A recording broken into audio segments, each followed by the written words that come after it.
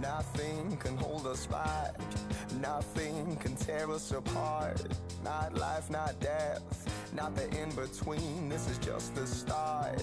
Don't let them keep you down, don't let them push you out. We were made to live, to be fierce like lions, love and forgive. Just keep moving on, just keep pushing ahead. Yeah, the new has come, all the old is dead. Just keep moving on, keep your eyes on the prize, and that word in your heart, yeah, we'll be alright. We got that, we got that, we got that, yeah, we'll be alright. Yeah, we're running out the darkness, chasing down the dead of night. We're bringing hope to the streets, there's a new way, a better life. Only one can set the captive free, he's bringing sight back to the blind, show the lame how to walk, and make the dead alive. Just keep moving on, just keep pushing ahead. Yeah, the new has come, all the old is dead. Just keep moving on, keep your eyes on the prize, and that word in your heart, yeah, we'll be alright. We got that, we got that, we got that, yeah, we'll be alright. We got that, we got that, we got that, yeah, we'll be alright. We got that Holy Ghost power, we got our hearts set on love. We got that Holy Ghost power, we keep our eyes fixed above. We got that Holy Ghost power, we got our hearts set on love. We got that Holy there's power. We keep our eyes fixed above. Just keep moving on, just keep pushing ahead. Yeah, the new has come, all the old is dead. Just keep moving on, keep your eyes on the prize, and that word in your heart, yeah, we'll be alright. We got that, we got that.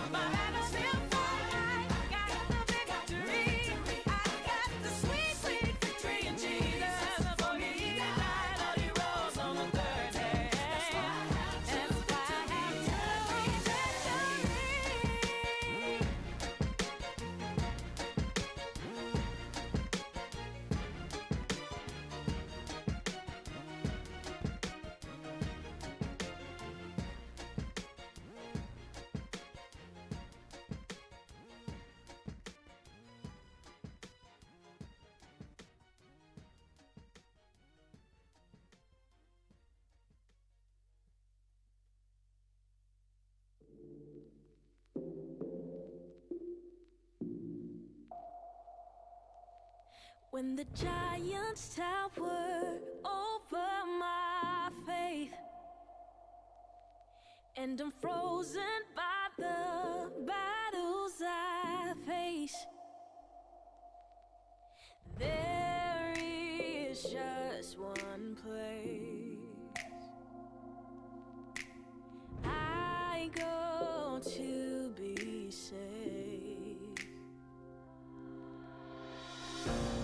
I run in the arms, in the arms, in the arms of Jesus. You will never fail, never fail. You are my strong tower. I run in the arms, in the arms, in the arms of Jesus. You will never fail, never fail. You are my strong tower.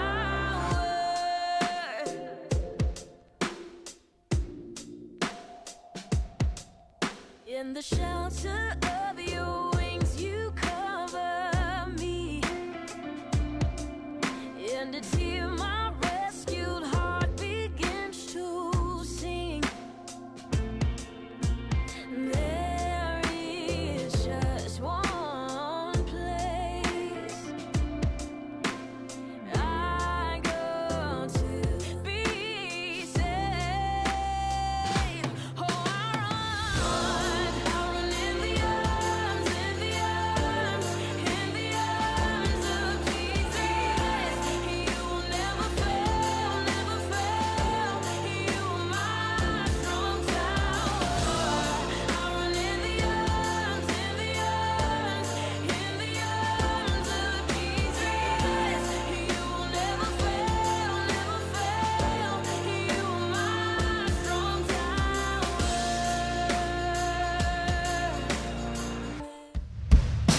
Well, good morning, LifePoint. We are so glad you're joining us, whether online or in person. Would you join us as we worship this morning?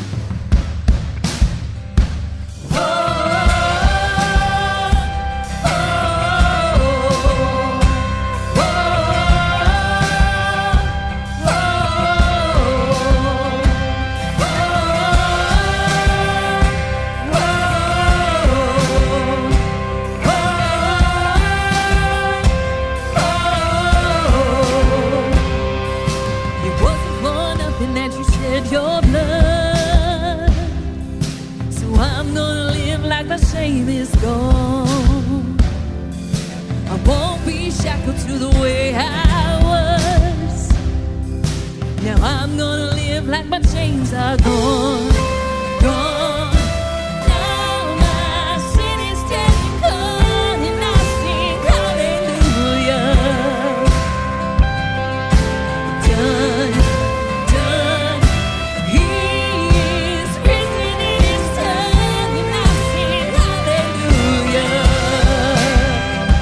Oh, oh, oh, oh.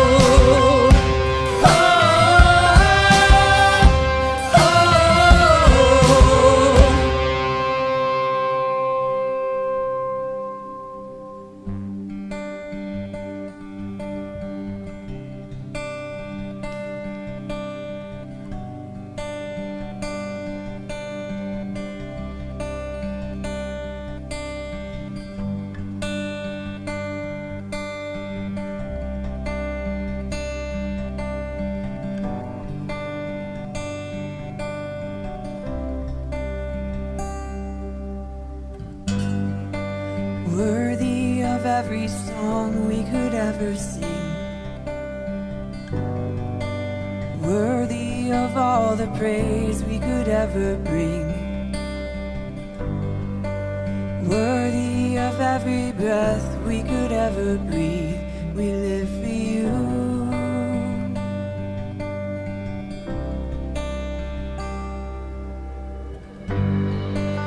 Jesus, the name above every other name. Jesus, the only one who could ever save. Worthy of every breath we could ever breathe. We live for you.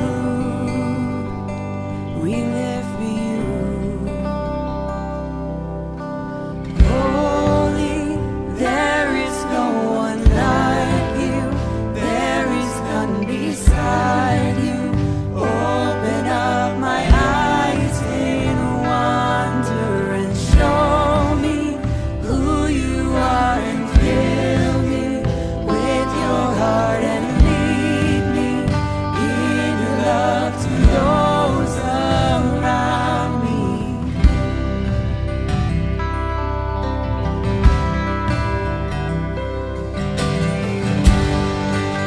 Worthy of every song we could ever sing.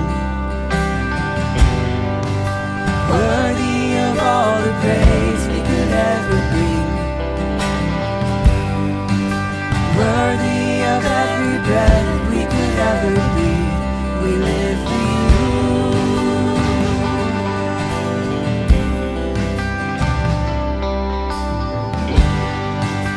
Jesus, the name above every other name. Jesus, the only one who could ever save. Worthy of every breath we could ever breathe. We live for you. We live for you. Sing holy, holy.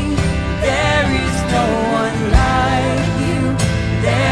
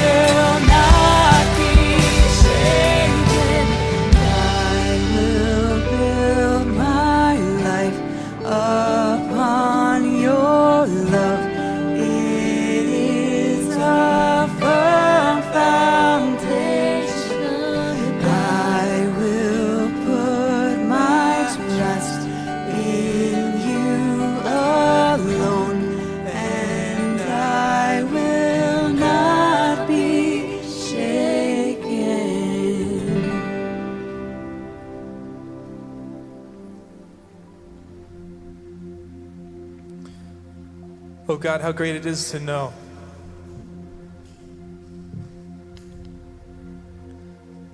that we can build our lives on your rock, on your foundation. That it's something we can trust is never going to move, it's never going to shake, it's never going to fall.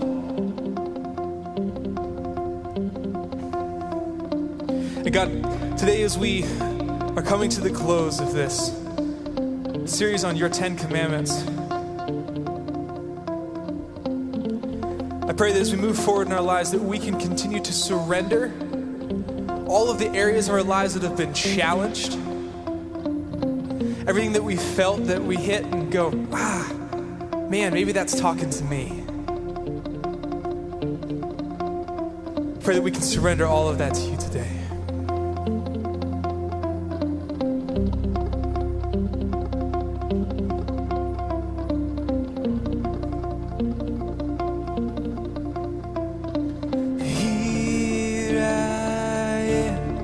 Down on my knees again, surrendering all, surrendering all. Find me here, Lord, as you draw me near, desperate for you, I'm desperate for you. I surrender.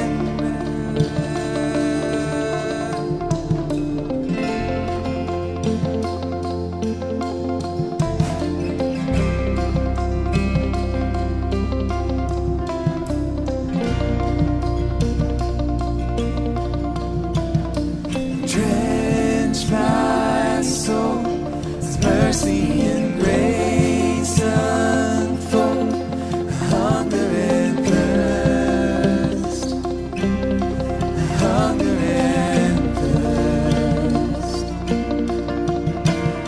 With arms stretched wide, I know you hear my cry. Speak to me now. Speak to me now. I surrender. I surrender. I want to know you more. I want to know you more. I surrender.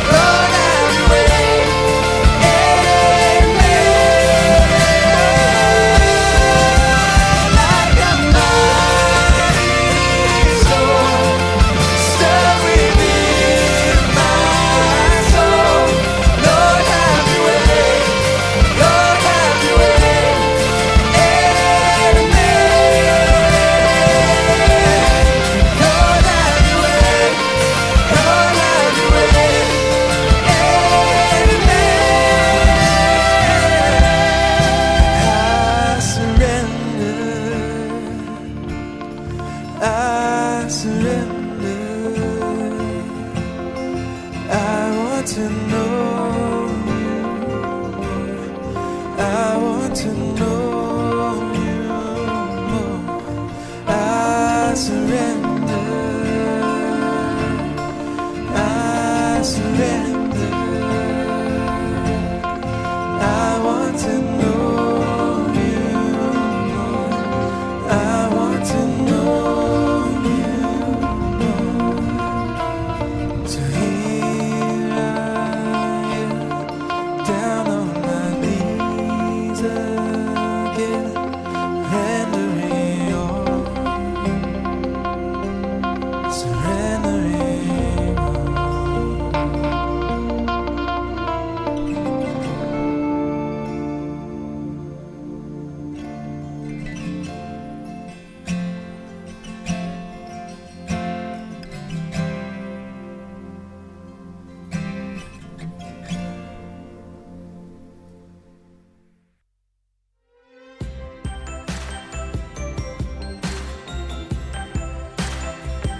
Good morning, LifePoint. I'm Tilly, And I'm Andrew. and we're so glad that you're spending time with us today. And if you're new, we're glad that you've joined us and you're taking some time to hang out and get to know us a little bit better. For all of our new folks, we see this service as our gift to you. And for all of you who've been regularly attending here at LifePoint for a while, we just want to say thank you for all of your continued financial giving to support the work and ministry here at LifePoint. And speaking of ministry, we have an exciting announcement. Our Celebrate Recovery ministry will resume its in-person meeting on the first and third Tuesday of every month. And for those of you who are part of that group who may not be comfortable meeting in person yet, we want to let you know they're going to be continuing their online meetings of Celebrate Recovery on the second and fourth Tuesday of every month as well. Now, for those of you coming to Celebrate Recovery's meeting in person, the same precautions the church has been taking on a Sunday morning will be in place. So remember to bring your masks and maintain social distancing and enjoy gathering together. Now, if you're wondering what exactly is our Celebrate Recovery ministry, you can either find information online or you can join us next Monday, August 10th, for the return of LifePoint Live. Now, LifePoint Live in the past has been a lot of sermon discussion and devotions, and we're still going to have a little bit of that, but mostly it's going to be focused on ministries. For this next episode of LifePoint Live, I will be hosting a couple leaders from our Celebrate Recovery ministry. So they'll be able to explain what the ministry is, why they're so passionate about it, and it'll also give an opportunity for you to ask questions live so you can learn more about how you can get involved. You can join us for LifePoint Live on Facebook at 7 o'clock on the second Monday of each month going forward. This is going to be a great time to have some ministry leaders on so you get to hear what all we're doing here at LifePoint from the people who are running the ministries, and also just a great time to hang out, have some fun, and hear from staff and other leaders.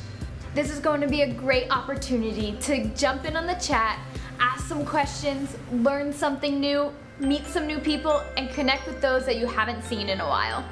Now up next we have our worship pastor, John Angle, wrapping up our Building a Great Life series, which is based around the 10 Commandments. We've learned a lot from this as a church and as individuals, and we're glad you've been joining us for it. So let's dive in together.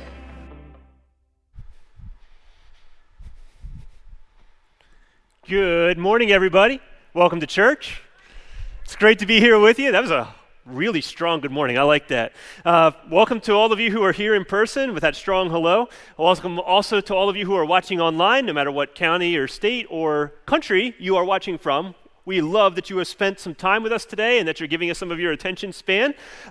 Today we are going to be wrapping up our series on the 10 Commandments, and we are going to be talking about the commandment of coveting. And I really hope that during this series you've had some time to think about, what the 10 Commandments are teaching us even today, and what the author of the 10 Commandments is trying to teach us. But we're going to, as Andrew and Tilly said, jump right in today. So we're going to look at Exodus 20:17. And it says, "You shall not covet your neighbor's house. You shall not covet your neighbor's wife, or his male or female servant, his ox or donkey, or anything that belongs to your neighbor." So what exactly is this coveting? Well, first of all, if you are still coveting your neighbor's donkey, You must have a really interesting story to tell. I think we've moved past that. But the idea is something we should talk about. Now, if you're a parent, or if you're a grandparent, or if you just happen to spend time around kids fairly often, you may be very familiar with the scenario that I'm about to present to you. So we have a 1-year-old named Colson, and Colson is a very analytical boy. He likes to take a toy. He likes to examine it from every angle. What does this toy do? What makes it tick? He likes to turn it around and look at it different ways, and he likes to see if it bounces, does it make noise, does it twist, does it turn, can I break it? He likes to do all those things. So Colson is very analytical, and our 3-year-old Khalees, she also likes to play with one toy at any given moment, whatever toy Colson happens to be playing with. So I came in from work, working outside one day, and I walked up, and Colson's sitting near the top of our stairs, and he's playing with a plastic bottle. And to you or I, a plastic bottle is nothing to write home about, but to Colson, that was his entire world at that moment, and he was doing his normal thing. This plastic bottle's interesting. Can I squeeze it? Does it break? Can I blow air in my face? What kind of things can this plastic bottle do? So he's doing his 1-hour analysis, and Khalees comes over and snatches it from him. And at that moment, I did something that pretty much every parent will do at some point as they're a parent.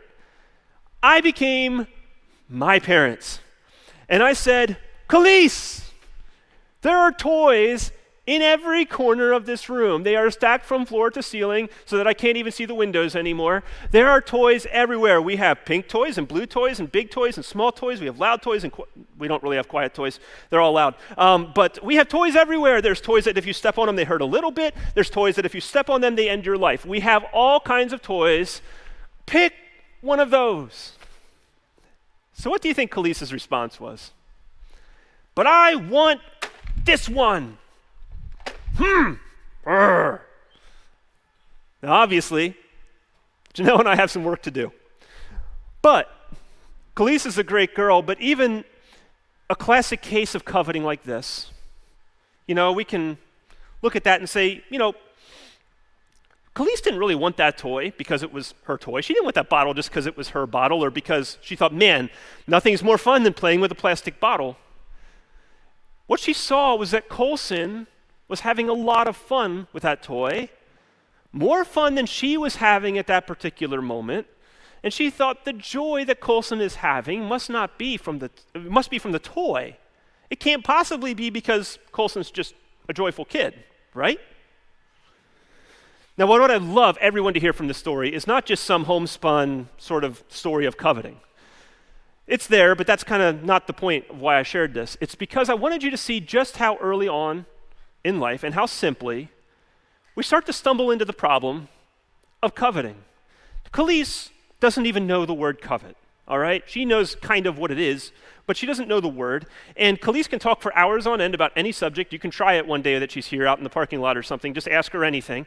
But she's not going to be able to give you the answer to why sin is bad. She's not going to be able to give you an exegetical explanation of the 10 Commandments. She'll tell you about her favorite potato chip for an hour, but she's not going to do those. But when you have something like this, you see that even though she doesn't even understand the word, she still has a problem with coveting.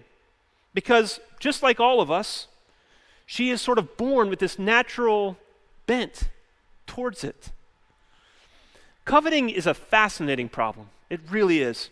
Because it's at the root of at least 2 to 3 other commandments, and we could actually argue a lot of the commandments. And it's actually a forerunner to other problems down the road. See, when you steal something, it usually is because you coveted it. If you didn't want it, you probably wouldn't steal it. If you've committed adultery, it's because you wanted something and you went and took it. Coveting is really the beginning. We could even say that murder and other things result because of coveting. In fact, one could even make the argument that mankind's original sin, the original human sin, was coveting. And now a lot of you are here today and say, man, I read the children's abbreviated version of the Bible, and I know that it was because Adam and Eve ate the fruit. They were disobedient. That was the first sin. And maybe you're right. But let's read Genesis 3, 1 through 7. Now the serpent was more crafty than any of the wild animals the Lord God had made. He said to the woman, "Did God really say you must not eat from any tree in the garden?" The woman said to the serpent, "We may eat from the trees in the garden, but God did say you must not eat from the fruit from the tree that is in the middle of the garden, and you must not touch it or you will die." And by the way, Eve was right. That is exactly what God told him in Genesis 2:17. "You will not surely die," the serpent said to the woman, "for God knows that when you eat of it, your eyes will be open. You will be like God, knowing good and evil." When the woman saw that the fruit of the tree was good for food and pleasing to the eye, and also desirable for gaining wisdom, she took some and ate it. She also gave some to her husband who was with her, and he ate it. Then the eyes of both of them were opened, and they realized they were naked. So they sewed fig leaves together and made coverings for themselves. Now, what exactly caused Adam and Eve to want to eat the fruit? Do you think that they were really hungry? Probably not. I mean, you want to ask your local theologian, the guy in the neighborhood that knows these answers, because I don't. Ask him, could Adam and Eve before the fall have starved to death? And the gears will turn, I promise you. It's a tough question. But they probably weren't hungry. Did they maybe just really need that burst of flavor at that point in their lives? So, they just really need some excitement. Maybe, but probably not. Was the serpent just so crafty that they couldn't help but eat the fruit? The serpent had maybe just made such a clever argument, and Adam and Eve were like, wow, I know God said not to. The creator of the universe that could smite us down at any second said not to do this. But Satan, he makes a pretty good argument. No, that's probably not it. So why eat the fruit? They wanted something, didn't they? They wanted something. They wanted to be like gods. They wanted to know good from evil. They desired that wisdom. God said to Adam and Eve, "You can eat of any tree in the garden. You can drink from any cup at the table." Now, those of you who know me know that that's the cup I would drink from. I'm a coffee guy. They said, "You can drink from any cup at the table, but the middle cup, don't touch that one, because it's going to look good. It's going to look really great. But if you drink from that, your life is going to be bitter. It's going to be short. Don't eat from that tree. Don't eat from the tree of the knowledge of good and evil." God said, "I made all these other trees. You can eat of any of them. They're all delicious. But I'm going to draw one line, Adam and Eve, one line. Don't touch that one." Now, as I'm reading this story and as I'm thinking through it, I'm thinking, this is silly. Why? God's the God. I mean, he created this. Why did he put the tree no one could touch square in the middle of the garden? I mean, he's God. Why not put it here? Why not hide it in the other trees? Why not make it really ugly and kind of dysfunctional? Why not put the tree way over here so that no one ever has the problem of touching the tree? And scholars agree, and I agree with them, most scholars agree, that God, even from the beginning of time, creating man and woman, said, "I'm going to give man a choice." God is never the dictator in the sky. He gives man free will. He gives man a choice. And Adam and Eve were created perfect, and they could have continued living in the garden, a life without pain, a life without sin. They could have been content there. Adam and Eve had the opportunity to be the best caretakers of the world, the best gardeners, the best zoologists that have ever existed. They could have stayed there. But if they ate from the tree of the knowledge of good and evil, things would change. And what that signified was Adam and Eve saying, you know what? I want to determine good and evil for myself. Because God, don't really like your choices. I think I'm a better manager of my life than you are. And it's right here in the garden that I believe we find what I'm going to call the first rule of coveting. And that's that coveting always asks you to put yourself ahead of God or others. Whether it's Khalees taking a toy from Colson, whether it's eating from the tree, or maybe it's Lucifer trying to take God's throne. We find that in Isaiah 14, why Lucifer fell. Because there's this temptation that we already want to give into. I want to choose what's best for me. And if we're all honest today, and you're all honest out there, there's probably a lot of us that would say, you know what, I really like choosing what's best for me. I really like that idea. Proverbs 21:26 gives us an idea of why this is so dangerous. It says that a wicked person covets all day long. That's a lot. A wicked person covets all day long, but a righteous person is generous at every turn. So this morning, if you're already starting to examine your life and you're thinking, man, I have desires, and we all do. I have desires. How do I know if that's coveting or just me desiring something good? I challenge you today to start asking yourself some questions. Why do you want what you want? Why do you want it? And if you start pursuing whatever it is that you are desiring, are you going to find out that the more time you spend chasing that, the less time you're going to have for your family, for your church, for your other priorities, for yourself, for your own well-being?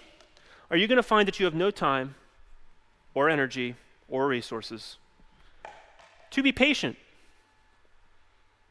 Is that what you're going to find out when you ask those questions? If not, maybe it's a healthy desire, and that's good. But this line of questioning that you can ask yourself, that's going to lead directly to what I feel is the second law of coveting. And that's that a covetous person has trouble truly celebrating the successes of others. Does anybody have that neighbor? That neighbor who is just one step ahead of you in life, you feel like everything you see them do, you're like, man, they did that. I wanted to do that next year. You know, anybody have that neighbor? We'll call them the Joneses because that's societal norm, right? Keeping up with the Joneses. We'll just call them the Joneses. So you go out and you say, hey, Mr. Jones, wow, is that a new Porsche? That's great. Man, that's awesome. When did you get that? I hope it blows up and it takes your house with it. I mean, it looks really awesome. I'm going to have to buy a Bugatti so I can keep up. No, you enjoy that. I really hope it treats you well. Hey, Mrs. Jones, are you guys digging a new swimming pool? That's huge. It's going to be awesome. I hope it's 20 degrees for the rest of your lives. But I really hope you enjoy that. And man, I'm going to have to put a bowling alley in my basement. Are you truly happy for them? For the successes of others?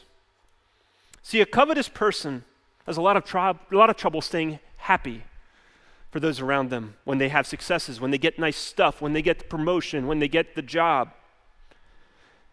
It's because they always think that in some way they deserve it as much, if not more, than the person that got them. See, coveting also likes to invite its friends along for the party. Coveting has friends named jealousy and envy and greed, and they all get together and they say, man, envy starts off often and says, man, I really like what you have. And I'd really like to have it too. That's not so bad, right? But then coveting says, you know what, I really like what you have too. And I deserve it more than you. And then jealousy chimes in and says, I really like what you have, and if I can't have it, neither should you. And it's a slippery slope. That's where we get started. And if we go back to Adam and Eve, they had a choice. They could be happy again, like I said, in the garden. They could be happy there. They could enjoy life. Or they could say, I want a different life, one of my choosing, one that I get to set the rules. They try to take something that was uniquely belonging to God, the knowledge of good and evil, they tried to take something that was God's alone and that he had set for them and claim it for themselves. That was their idea. And that leads us to the third rule of coveting. And that's that a covetous person is never content with who they are. And this one to me is the saddest one. It really is. Because God has created each person here, each person listening online, each person that's going to watch this later in the week. God has created you to be uniquely you. And he has knit you together in a spectacular way to fulfill a mission, to fulfill a purpose. And just because you haven't found your purpose yet, no matter your age, just because you haven't found it doesn't mean it's not there. God has put you together for something specific, and he has made you incredible for that role. So when we say, I'm not content with that, it's so sad. See, we tend to think that we can't bring light to the world unless we're doing something that we're not made to do sometimes. We think we should be using someone else's gifts instead of being content with what God has given us. And it's tough because I'm not saying here that we shouldn't increase our skills, that we shouldn't be all that we can be, that we shouldn't try to excel in every area of life. Anything that we put our hands to, we should try to do our best. I'm not saying any of that's not true. But I'm saying when we can't look in the mirror and be content and happy and joyful that God of the universe decided to put us together the way he has, we can't help but covet. Because if that's what's in our hearts, if discontentment's in our hearts, everywhere that we look, we're going to be seeing something that we want more than what we have. And ultimately, when we see that we need to look inside ourselves and say, what has God made me to do? And pursue that with everything we have. Because if we don't, we'll have other issues down the road. Let's take an example. If we have a role model, which is actually a healthy thing, by the way, if we're supposed to be like Christ and we find other people who are trying to be like Christ and they've found a way that really helps them and you say, maybe that'll work for me, and we try to model our lives that way, there's nothing wrong with that, right? I mean, that's healthy. So let's say today that I have Russell Wilson as my role model. Russell Wilson's a great athlete, a good quarterback. He cares about his community. He tries to follow Christ to the best of his ability. He cares for his family very much. He tries not to be selfish. He does all those things. I hold him up as my role model. Let's say he's not infallible. I know that. He's not perfect. There's nothing wrong with that. But what if I start saying, you know what, Russell Wilson, he throws a football. I can throw a football. I'm sure that if I had gotten the training and the coaching and the different opportunities that Russell Wilson had, I'd probably be better than him, right? Maybe I should be the one signing autographs. Maybe I should be the one living in the mansion. Of course, I'd be absolutely terribly wrong. But if I start saying that, coveting starts to take a hold in my life, and no longer is Russell Wilson a role model, he's competition. And I'm trying to take something that is uniquely Russell Wilson, and I become a poor copy of it.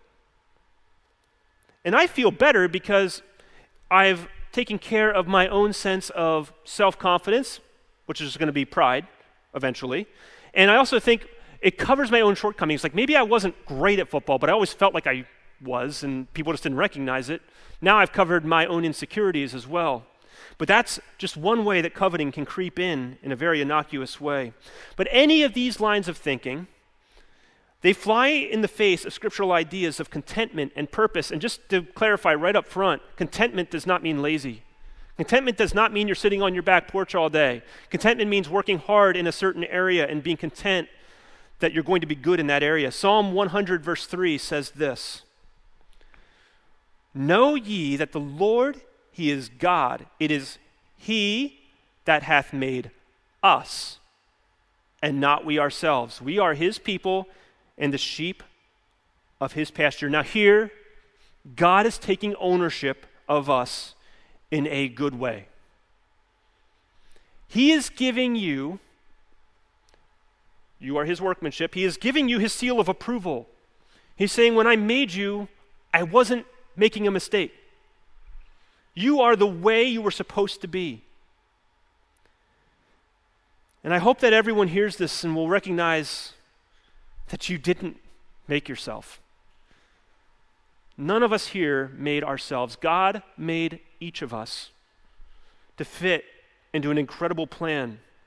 The plan of salvation, the plan for good, the plan for order. And see, God doesn't look at success the same way man does. See, he doesn't keep score on man's scoreboard. The Bugatti might win you points in your neighborhood, but it's not going to win you points with God unless that's what he wants you to have. God keeps score differently. We are an intricate part of God's plan. And honestly, God's plan involves 100 unique people, thousands, millions of unique people using their gifts and abilities in a way that will push the mission forward. What it doesn't involve is 100,000 lone wolf Christians all enacting their own plans and then saying that it was part of God's plan. Not the same thing. I believe there's humor in the Bible, and 1 Corinthians 12 gives this sort of detailed idea of what it would be like if everyone tried to use the same gifts. So everyone tried to be a single type of person. Let's say everyone in this room tried to be a surgeon. I am not the first going under the knife. But if everyone in this room had to be a surgeon, what would that look like? But 1 Corinthians 12 uses the human body. And it's like, what if every part tried to be one body part? So today, what if I decided, I don't really need hands, I don't really need legs. I think that the most important part of the body is the nose. So I'm going to be the best nose. We're getting rid of everything else. We're going all nose, baby. We're going to have the best nose. Every other nose is going to wish that they were us. So let's say I take that route. Problem is, God made me an eye. But see, we said, God, we ate the fruit. We drank from the center cup. We know what's best. I know that I'm going to be a nose. I know you made me an eye, but I'm going to be a nose. So we try our best, but God made us an eye. So we're trying to breathe. We can't really breathe through our eye, but we try, and it really hurts, but we keep trying. And we try to say, but I'm going to try to smell the wonderful food I'm making, and then try to get your eye real close. It doesn't work. It's counterproductive. But that's what we're trying to do. Are we actually helping God's mission when we do that? Or are we actually just kind of getting in the way of the actual nose? But we try to do that, and we try to do that in church sometimes. We think, man, if we're up here, we're doing so much more than if we're out there, and that is not the case. That is not the case at all. God made each of us unique, and whatever you do, if you're doing it for God and you're following his plan, you are fulfilling your role, and it is important. And this leads to the next thing. Because coveting, if we allow this spiral to continue and we keep trying to be a nose and we keep trying to do other things, coveting becomes a forerunner of bigger problems. Coveting is always a forerunner of bigger and other problems. Now, I'm going to hope this morning that not too many people in this room or watching online have been in a bar fight. I'm going to hope that you've been able to avoid that most of your lives, but some of you probably have been in a few. And what typically happens in a bar fight, you get two parties and they come together, it might be two people, and they start jibber-jabbing, and pretty soon a ruckus breaks out, and they're throwing things and calling each other names, and then the fists start flying, and the tables fly, the drinks fly, the people start flying everywhere, the COVID-19 starts flying everywhere, the authorities get called in, they shut the thing down, and they say the same question: who threw the... You got it. Who threw the first punch? Who made this mess escalate to what it became. I'm going to tell you today, coveting always wants to throw the first punch.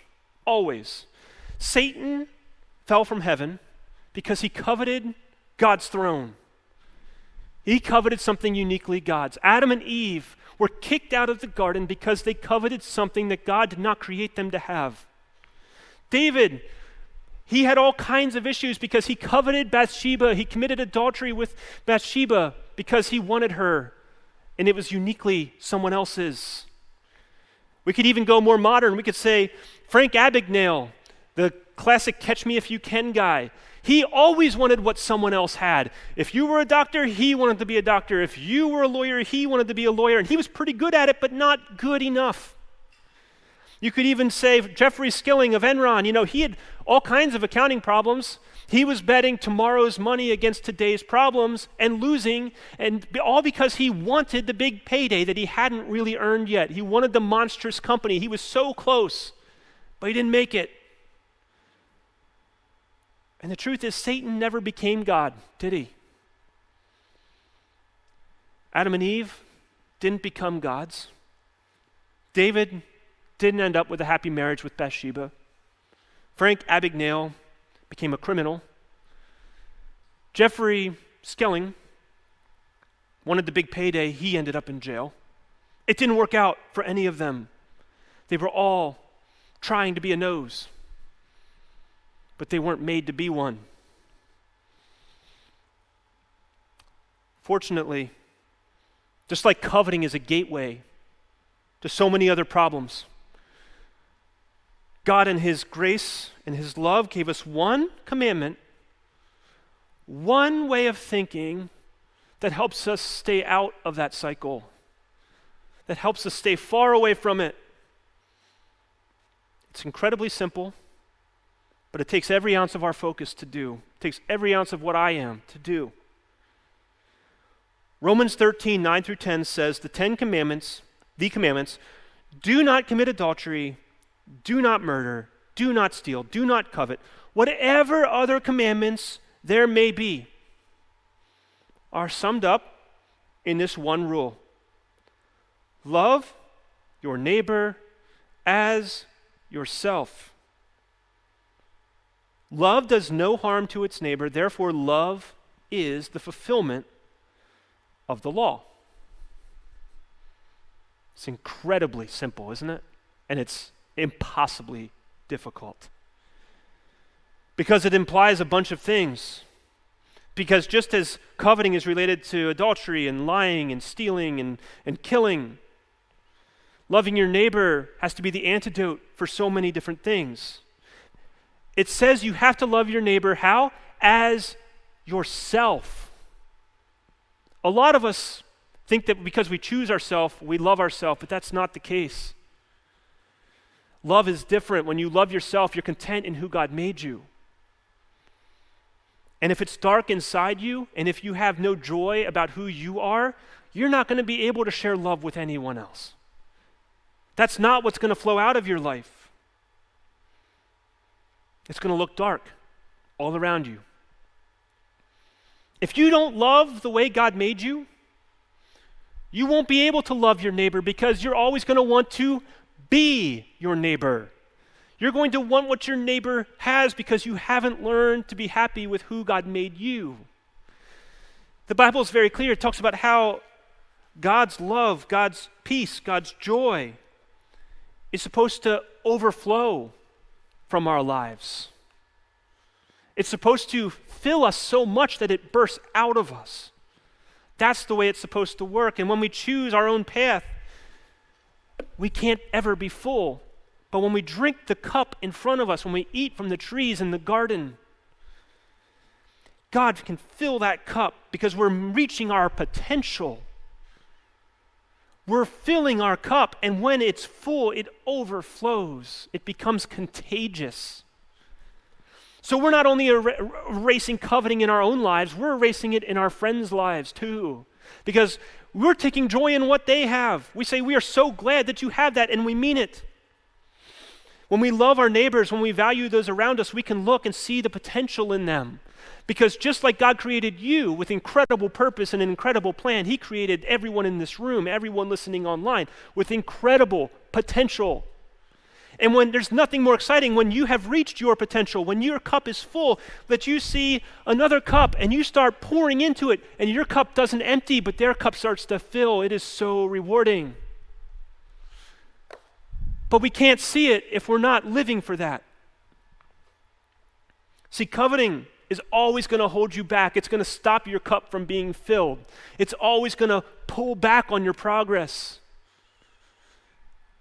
But generosity, love, loving your neighbor is going to push you forward, and you will pull people along with you because it's powerful and it's satisfying, it's contagious.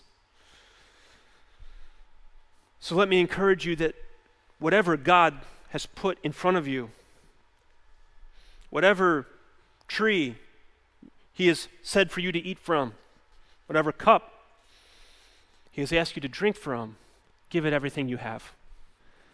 Give it everything you have. Don't worry about being the best gardener if you can't garden. People try, they beat their head against it. It's okay to try and fail and say, that's not for me. But whatever God has put in front of you, chase it. Give it everything you have. And pretty soon, your neighbors, your friends, your community will start to say, the joy that's coming from John, the hope that's coming from you, the neighborly love and compassion that's coming from you, it isn't because of what you have. It's because of who God has made you to be. It isn't because of what you have in your bank account. It's because of what you have in your heart. And it will change your life. It will change your neighborhood. You'll spread it around. You won't be worried about taking what your neighbors have because they're all going to want the joy that you are pouring out. And slowly but surely, any coveting in your life will start to die because Jesus will be living there. Let's pray. God, this morning we all deal with coveting. We may have heard it called many things. We may have heard of its friends, jealousy, greed, envy. We all deal with it at some point. It is not a sin to always have to face it. The question is, what do we do? How do we react to coveting? And so, Lord, I pray that today you would give us the strength, give us the focus, the laser focus to say, I am choosing right now that I am going to love my neighbor as myself. I may disagree with them. I may not like them. They may smell, but I am going to love them as I love myself. And with that, Lord, teach us to love ourselves. Not just cater to ourselves, not just try to make ourselves look good, but to actually genuinely love who you've made us to be. Lord, I pray that as we pursue being the best version of who you made us to be, that it would so fill us with your hope and joy because we are so feeling right with the world, because we are in the center of your will and we are pushing forward because of what you put inside of us. Lord, that others would jump along in for the ride, that they would feel joy, and that they would feel hope, and Lord, that we would get the distinct honor, the privilege, the joy of watching other people's empty cups be filled, watching them walk away from temporal things and follow an eternal God. Lord, thank you that you have created us just to be us. We don't have to try to be someone else. There is a beautiful peace in that. Lord, and if someone here today is struggling with that, I pray that you would give them peace in knowing that you made them specifically for a purpose, and they can find contentment and joy in that purpose, not needing to be anybody else, not needing to use any other gifts that they don't have, but to rejoice and celebrate in the gifts, the talents, and the personality that you've given them. Lord, I pray your blessing upon each person here. Keep us safe. Have your way. In your name, amen. Thanks again for joining us. We're going to have another song in a while, and I just encourage you to go ahead and worship along with that as you feel comfortable. After the service, we can depart this direction. There are some boxes on the tables if you'd like to give today. But if you're new here, this service is a gift to you. We encourage you to just enjoy it, talk about it, think about it, and have it influence your life. Thank you. The more we desire God, the less that we desire other things of this world. And as we search in ourselves for looking where that darkness is, of where we have to take a look and say, is this something I need to change? Just know that you can turn to Jesus, and he's someone who can break through that darkness and turn it into light.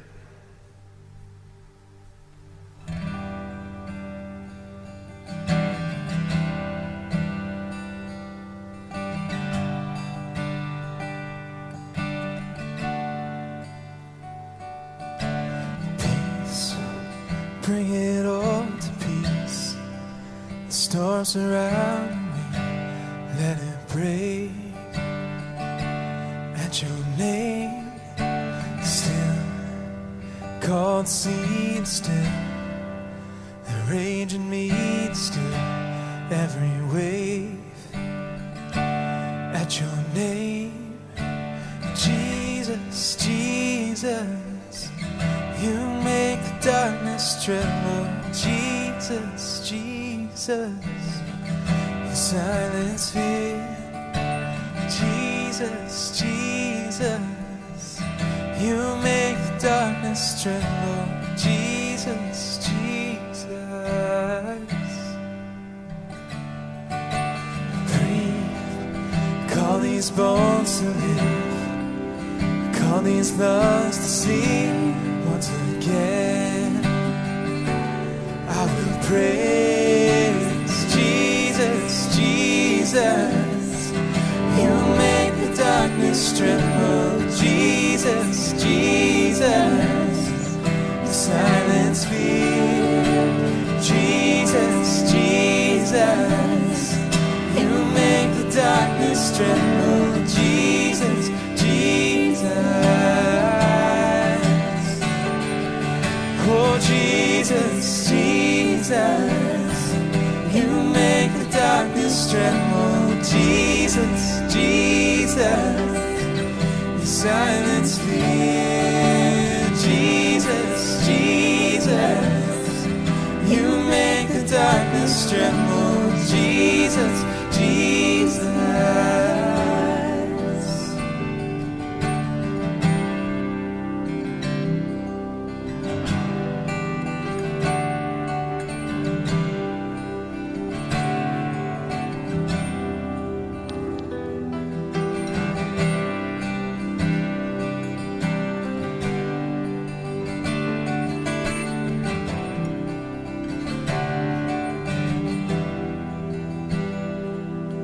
Your name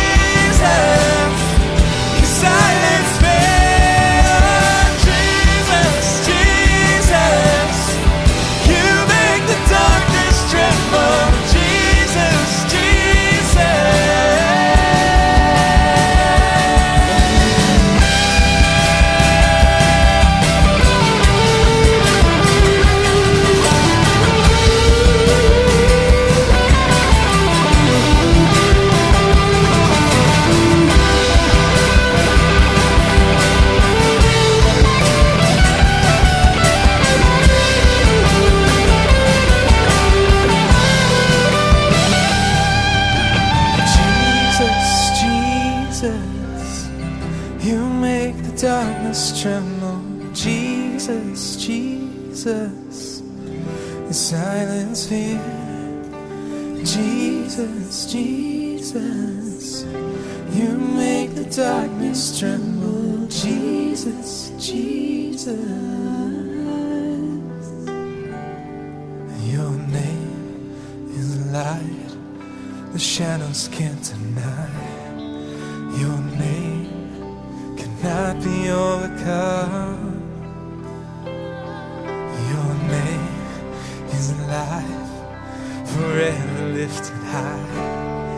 Your name cannot be overcome.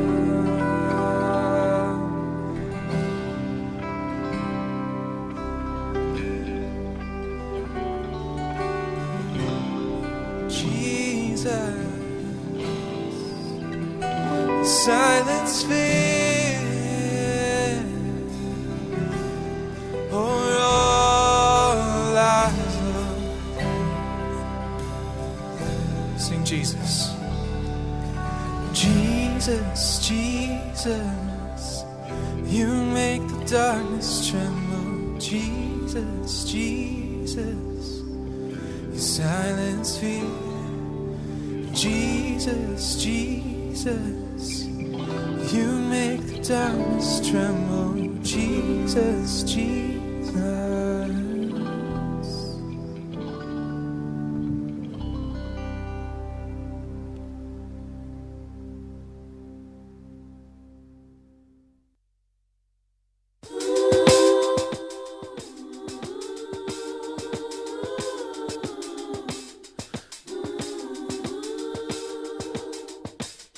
Nothing can hold us back, nothing can tear us apart. Not life, not death, not the in-between, this is just the start. Don't let them keep you down, don't let them push you out. We were made to live, to be fierce like lions, love and forgive. Just keep moving on, just keep pushing ahead. Yeah, the new has come, all the old is dead. Just keep moving on, keep your eyes on the prize, and that word in your heart, yeah, we'll be alright.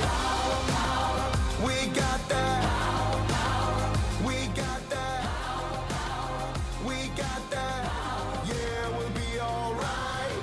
Yeah, we're running out the darkness, chasing down the dead of night. We're bringing hope to the streets. There's a new way, a better life. Only one can set the captive free. He's bringing sight back to the blind, show the lame how to walk, and make the dead alive. Just keep moving on, just keep pushing ahead. Yeah, the new has come, all the old is dead. Just keep moving on, keep your eyes on the prize, and that word in your heart, yeah, we'll be alright. We got that, we got that, we got that, yeah, we'll be alright. We got that, we got that, we got that, yeah, we'll be alright. We got that Holy Ghost power, we got our hearts set on love. We got that Holy Ghost power, we keep our eyes fixed above. We got that Holy Ghost power, we got our hearts set on love. We got that Holy Ghost power, we keep our eyes fixed above. Just keep moving on, just keep pushing ahead. Yeah, the new has come, all the old is dead. Just keep moving on, keep your eyes on the prize, and that word in your heart, yeah, we'll be alright. We got that, we got that, we got that, yeah, we'll be alright.